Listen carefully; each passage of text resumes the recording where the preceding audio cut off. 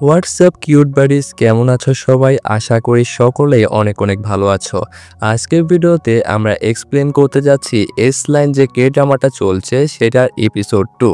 Episode 1 এ তোমরা দারুণ সাড়া দিয়েছো এবং আমাদেরকে মোটিভেট করেছো এটার এপিসোড 2 বানানোর জন্য। তাই ভিডিও শুরু করার আগে সবাইকে রিকোয়েস্ট করে রাখি এই চ্যানেলটা সাবস্ক্রাইব করে রাখো এবং নোটিফিকেশন অন করে দাও আর ভিডিওটাতে অবশ্যই একটা লাইক করে দিও। তো এপিসোড 2 যখন শুরু হয় আমরা একটা মেয়েকে দেখতে পাই এবং সে কিন্তু খুবই কিউট ছিল আর তার নাম আমরা সেখানে জানতে পারি যেটা হচ্ছে কিউচিন। আর সে একটা স্কুলের শিক্ষিকা এবং সে তার ছাত্রছাত্রীদের অনেক বেশি ভালোবাসতো এবং ঠিকভাবে পড়ানোর চেষ্টা করত। পরবর্তী সিনে আমরা যখন শিফট হই সেখানে দেখা যায় যে ক্লাসরুমে সিয়ংকে অনেকগুলো মেয়ে মিলে বুলি করছিল এবং বিরক্ত করছিল।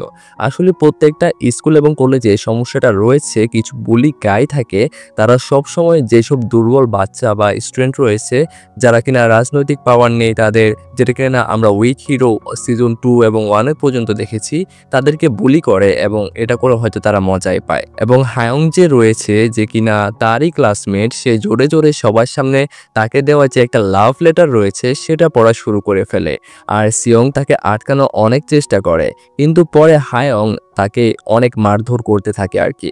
আর পরবর্তীতে আমরা দেখতে পাই যে সেখানে ক্লাসে কিউজিন আসে এবং তাদেরকে থামিয়ে দেয় আর সে লাভ লেটারটা সে সেখানে ছিঁড়ে ফেলে।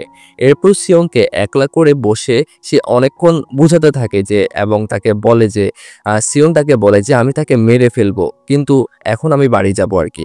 আর সে বাড়ি ফেরার সময় তার স্কুলের লকারে একটা অদ্ভুত চশমা খেয়াল করে। যখন বাড়িতে পৌঁছে যায় সেখানে গিয়ে সে চশমাটি পরে দেখে এবং সে দেখতে পায় যে তার মাথার উপর একটা লাল রেখা রয়েছে যেটা কিনা এস লাইন বলা হয় আর কি।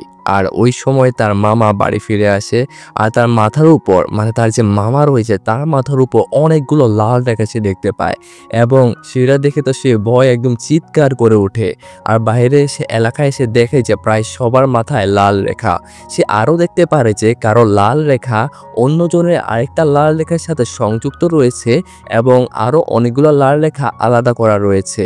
এটার মানে সে খুব ক্লিয়ারলি বুঝতে না পারলেও কিছু একটা সে আইডিয়া করে। তো পরবর্তীতে সিনে আমরা দেখতে পাই যে সেখানে পরের দিন যেখানে সে স্কুলে যাওয়ার সময় তার মামার সাথে আবারও দেখা হয়ে যায় আর সেখানে তার মাথার উপর এতগুলো লাল রেখা দেখে সে সেখান থেকে চলেই যায়। তারপর এই চশমাটা থাকা সে দেখতে পারে যে কতবার কার সাথে শারীরিক সম্পর্ক রয়েছে।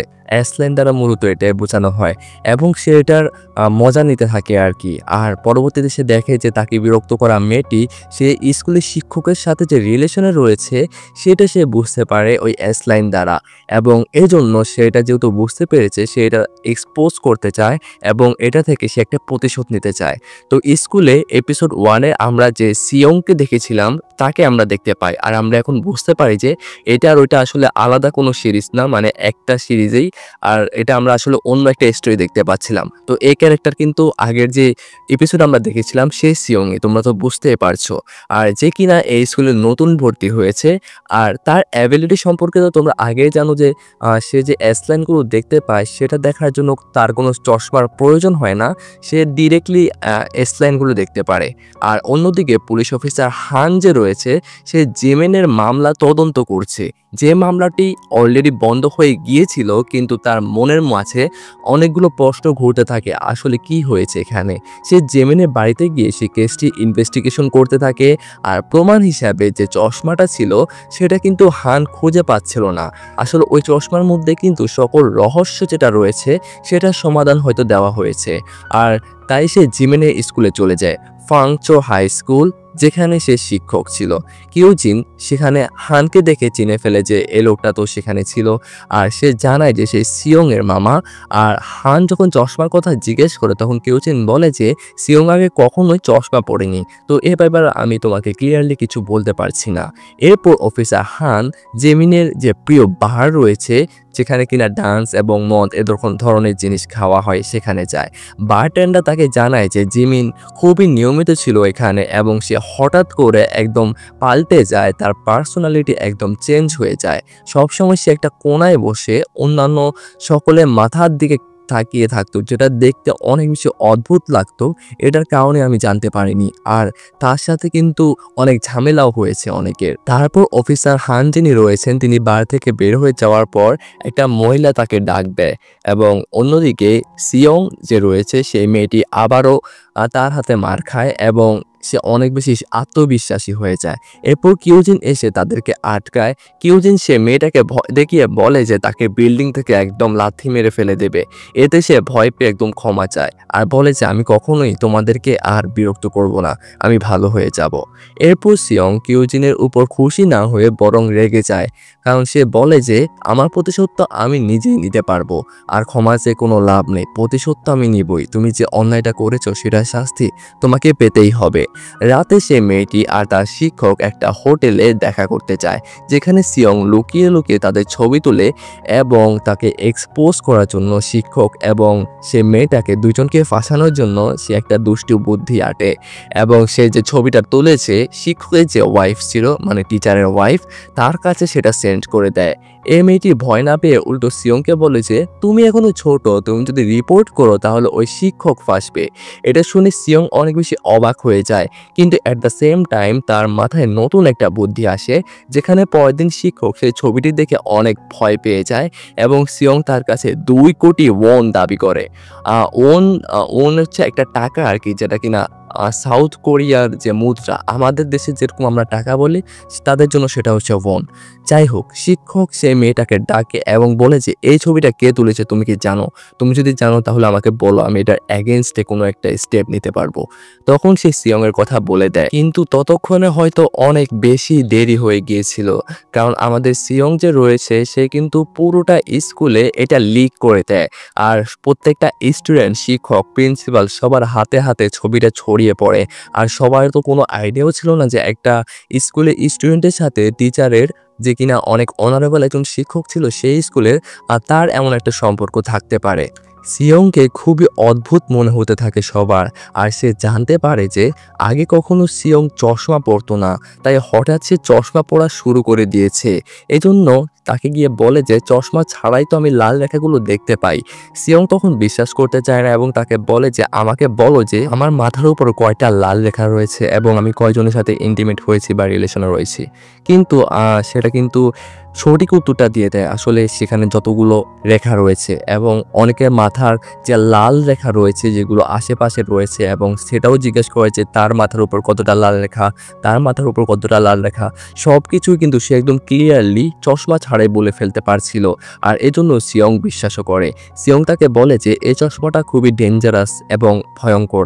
আগে একজনের ছিল, কিন্তু সিয়ং কিছুতেই এই চশমাটা খুলতে চায় না। সেই মেয়েটি সেখানে চলে আসে এবং তাদের সব কথা শুনে নেয় এবং এই সিক্রেটটা সে আসলে জানতে পারে আর কি। আর এরপর সিয়ং একটা ছেলের প্রেমে পড়ে, কিন্তু সেই মেয়েটি সিয়ং এর কাছে সেই চশমাটা চুরি করতে একদম এক্সিকিউট করে একটা প্ল্যান আর কি, আর সে কিন্তু চুরি করে ফেলে। আর সেই মেয়েটি যখন সে চশমাটা পরে তখন সেও দেখতে পায় যে অন্যজনের মাথায় যে লাল রেখাগুলো সেগুলো, আর ওইদিকে সিয়ং ভাবে যে সিয়ং তার চশমাটা নিয়ে গিয়েছে সে, আর এজন্য ফোন করে তাকে স্কুলে দেখা করতে বলে। সিয়ং শিক্ষকের সাথে দেখা করে এবং শিক্ষক তাকে বলে যে তুমি এখনো অনেক ছোট আর তুমি আমাকে ব্ল্যাকমেইল করছো।